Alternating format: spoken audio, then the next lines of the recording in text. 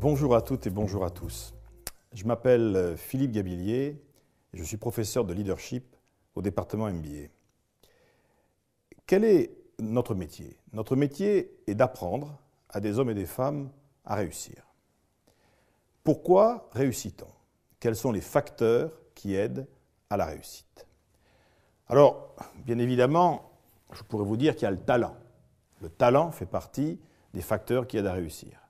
Le travail fait partie des facteurs qui aident à réussir. Et probablement, disposer des bons outils aide aussi à réussir. Seulement, il y a un quatrième facteur qui aide à réussir, un facteur dont personne ne parle jamais, le facteur politiquement incorrect, la chance. Alors bien évidemment, très souvent, je m'entends répondre, mais vous ne parlez pas sérieusement. La chance, ça n'existe pas. La chance, c'est le hasard. D'autres vous diront, non, la chance, il y en a qui l'ont, il y en a qui ne l'ont pas. Je n'en sais rien. Ce qui est sûr, c'est qu'à partir du moment où la chance devient une habitude, c'est-à-dire lorsque vous rencontrez dans la vie professionnelle des hommes, des femmes qui ont tendance à collectionner les opportunités, les coups de chance, les bonnes affaires, les contacts intéressants, ce n'est plus un problème de personnalité, ce n'est plus un problème de hasard, c'est un problème de compétence. Et l'idée que je voudrais vous proposer aujourd'hui, c'est que avoir de la chance, ça s'apprend et ça peut se développer. Alors, ça peut paraître totalement incongru. Je vous propose que nous essayions d'aller un peu plus loin. D'abord, qu'est-ce que c'est que la chance? La chance, on pourrait définir ça probablement comme étant la capacité qu'ont certaines personnes à créer autour d'eux les conditions d'apparition des opportunités. Dans le fond, on pourrait dire que les gens qui ont de la chance, c'est les gens qui savent gagner les concours, mais pas n'importe lesquels, c'est les gens qui savent gagner les concours de circonstances. C'est-à-dire qu'ils vont avoir une capacité à travers les relations, à travers ce qu'ils vont faire, à créer des ouvertures autour d'eux. Alors, qu'est-ce que c'est qu'une opportunité, dans le fond, dans la vie professionnelle, la vie personnelle? Une opportunité, c'est une circonstance imprévue, généralement imprévue, qui, en se produisant dans votre champ de vie, vous crée instantanément un espace de possibilités qu'il n'y avait pas il y a 5 minutes. C'est pour ça qu'on appelle ça une opportunité. C'est très difficile de planifier les opportunités. En revanche, il faut être prêt à les accueillir. Comment se présentent les opportunités? Dans le fond, comment se présentent les coups de chance dans l'entreprise?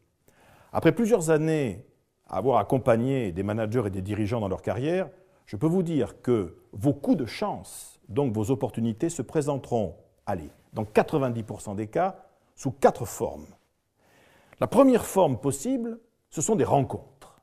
Je rencontre quelqu'un, et en rencontrant cette personne, il se passe quelque chose, une ouverture du champ des possibles qui n'existait pas il y a 10 minutes avant que je la rencontre. Les opportunités se présentent aussi parfois sous la forme d'informations.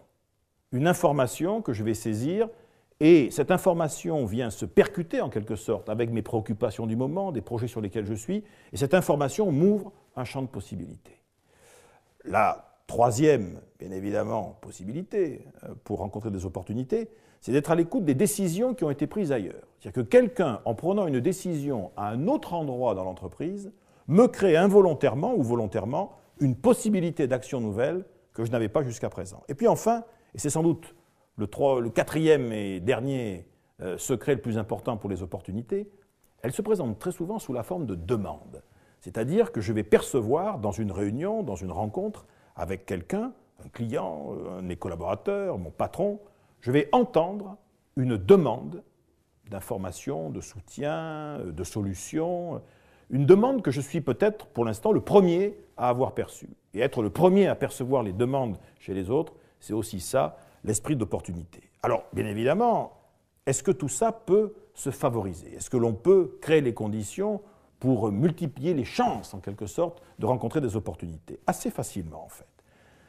Par expérience, vous avez à votre disposition 4 facteurs, là aussi, qui vont vous permettre de développer ces opportunités. Le premier facteur, je l'appellerai le facteur de vigilance, c'est-à-dire être attentif à ce qui se passe autour de vous et en toute priorité être curieux.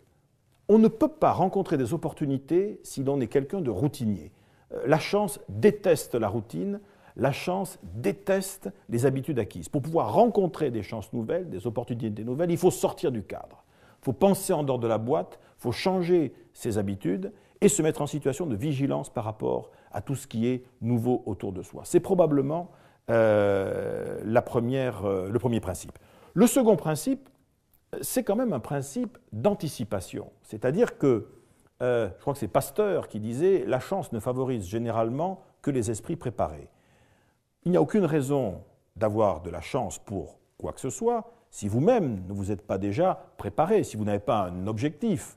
La chance, elle fonctionne aussi un peu comme une tête chercheuse. Vous savez, comme une tête chercheuse automatique, plus vous allez être habité par un projet, par une attente, par un désir très fort, plus votre machine à percevoir les opportunités intéressantes, c'est-à-dire à identifier la bonne rencontre, la bonne information, la décision utile, entendre la demande que les autres n'ont pas encore entendue, plus votre projet, votre désir sera fort, plus la machine à opportunités sera elle-même prête à fonctionner au quart de tour.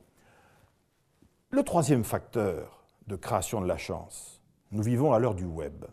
Eh bien, je pense que plus votre vie fonctionne comme un web, plus vous fonctionnez vous-même en réseau avec des tas de gens, plus vous avez d'opportunités de rencontrer des coups de chance. Il ne faut pas d'ailleurs confondre de ce point de vue-là travailler son réseau avec uniquement collectionner les adresses dans son Palm, dans son portable ou autre. Le problème n'est pas là. Celui ou celle qui crée des réseaux aujourd'hui, ce n'est pas celui qui collectionne les adresses des autres. C'est celui qui passe son temps à essayer de mettre les autres en relation, c'est-à-dire d'identifier, par exemple, dans la demande de l'un, le contact que vous connaissez et qui pourrait l'aider. Être celui ou celle qui crée les liens, qui met les autres en relation. Passez votre temps à mettre les autres en relation et naturellement, d'un point de vue systémique, un certain nombre d'opportunités vous reviendront. Et puis, il y a bien évidemment le quatrième et dernier secret de la chance. Le dernier secret de la chance, c'est que parfois on n'a pas de chance. Et donc, il y a des échecs, il y a des conflits, il y a des drames, il y a des erreurs. Les choses ne se passent pas du tout comme on avait prévu. Les chanceux rencontrent tout autant de difficultés que les malchanceux. Simplement, ils n'en font pas la même chose. Parce que la chance, ce n'est pas uniquement ce qui vous arrive, c'est ce que vous allez faire avec ce qui va vous arriver. C'est la capacité que vous allez avoir aussi à rebondir, à utiliser un échec, une difficulté, une malchance, comme un produit de départ, une espèce de matériau de démarrage pour recommencer autre chose. Ce que je pourrais vous dire en conclusion, c'est que tout cela, on s'entraîne avec ça. On fait ça au quotidien, à travers les rencontres que vous faites, les réunions auxquelles vous participez, les déjeuners, les petits déjeuners, les dîners, les sessions de formation, les groupes projets. Tout événement est un événement qui, en lui-même, potentiellement, est porteur d'opportunités, à condition que votre machine à percevoir fonctionne efficacement. Et surtout, en n'oubliant jamais les deux secrets fondamentaux de tout individu, de tout homme, de toute femme qui a de la chance, souvent. Le premier principe, il nous avait été donné il y a plusieurs années par un monsieur qui s'appelait Pierre Doré, qui était le fondateur de l'Institut européen du leadership, et qui disait « La meilleure façon pour atteindre ses objectifs dans la vie, c'est encore d'aider ceux dont on a besoin à atteindre les leurs. » Ça, c'est le premier secret. Et le deuxième secret, qui est celui que je vous laisserai en cadeau au moment de terminer cet enregistrement, c'est le suivant. D'une façon générale, là aussi dans la vie, pas uniquement professionnelle, la meilleure façon de rencontrer des opportunités, c'est déjà d'en être une soi-même. Bonne chance pour la suite. Au revoir, à bientôt.